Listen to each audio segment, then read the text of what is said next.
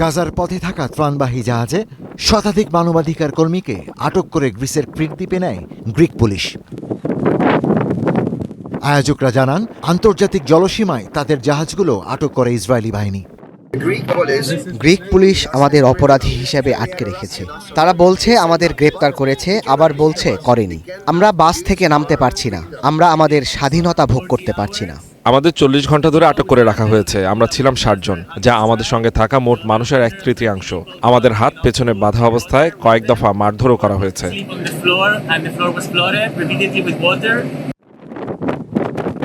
শুধু তাই নয়, তাদের উপর চালানো হয় শারীরিক নির্যাতনও। আমার নাকটা সম্ভবত ভেঙে গেছে, আমার পাঁজরে খুব ব্যথা করছে এবং সম্ভবত আরও কিছু ভেঙেছে যা আমি জানি না। ওরা কিল ঘুষি লাথি দিয়ে আমাদের টেনে হিস্ট্রে নিয়ে যাচ্ছিল। গ্লোবাল সুমুদ নামের এই ত্রাণবহর গাজার মানুষদের জন্য প্রয়োজনীয় ত্রাণ নিয়ে যাচ্ছিল, কিন্তু ইসরায়েলের হস্তক্ষেপে আন্তর্জাতিক জলসীমায় তাদের 168 জনকে আটক করে গ্রিক পুলিশ। গেল 12 এপ্রিল স্পেনের বার্সেলোনা থেকে বহরটি রওনা দেয়।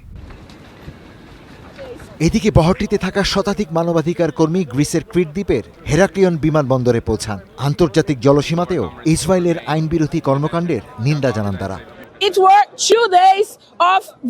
এটা মানবতার বিরুদ্ধে, ফিলিস্তিনিদের বিরুদ্ধে এবং সেই সাথে ফিলিস্তিনিদের জন্য যারা লড়াই করছে সেই সব মানুষের বিরুদ্ধে ইসরায়েলের অপরাধের অন্যতম একটি উদাহরণ।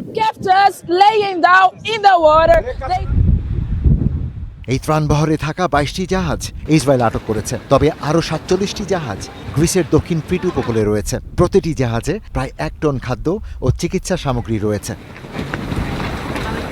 Ishtiaq Hossain, star news.